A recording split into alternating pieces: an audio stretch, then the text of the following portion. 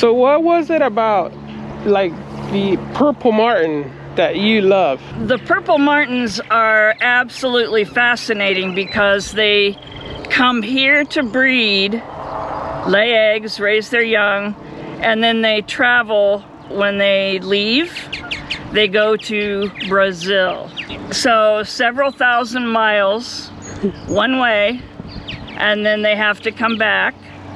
And so they keep doing that. So if you've got a 6-year-old bird, and you can tell by banding how old they are, you know, it could be how many miles?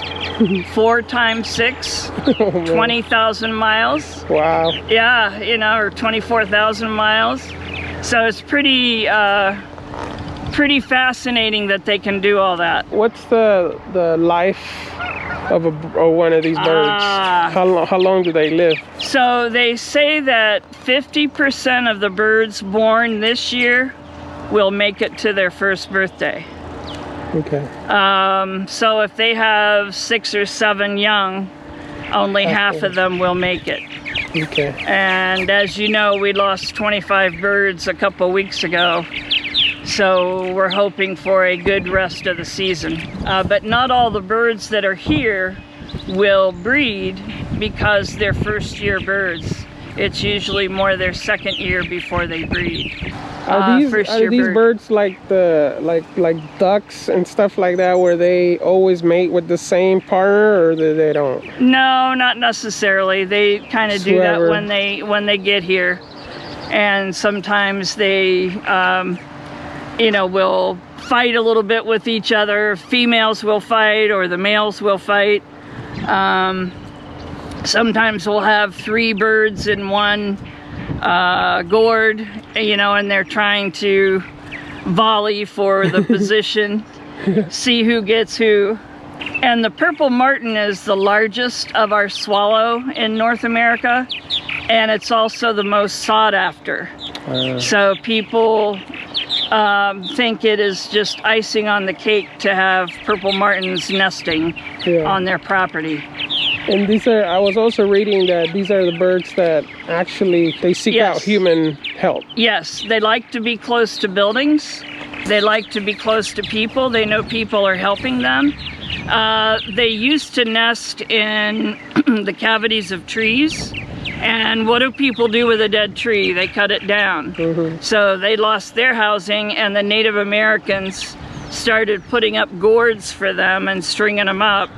So you see a lot of old 1800 paintings, and the Native Americans had the martins way back then. Wow. So that's really cool. So if someone wants to help out like this, how can they help out? They could contact me, and I could, you know, get them with another volunteer, you know, like the primary volunteer, and they could help them and learn about it. It's definitely not something that you walk up to and start doing.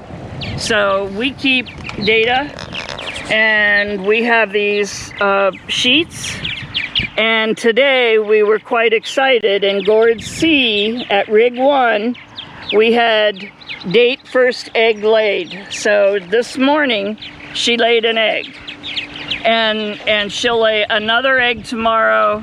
And if she has 4 eggs, then the day she lays the 4th egg is when she starts to incubate.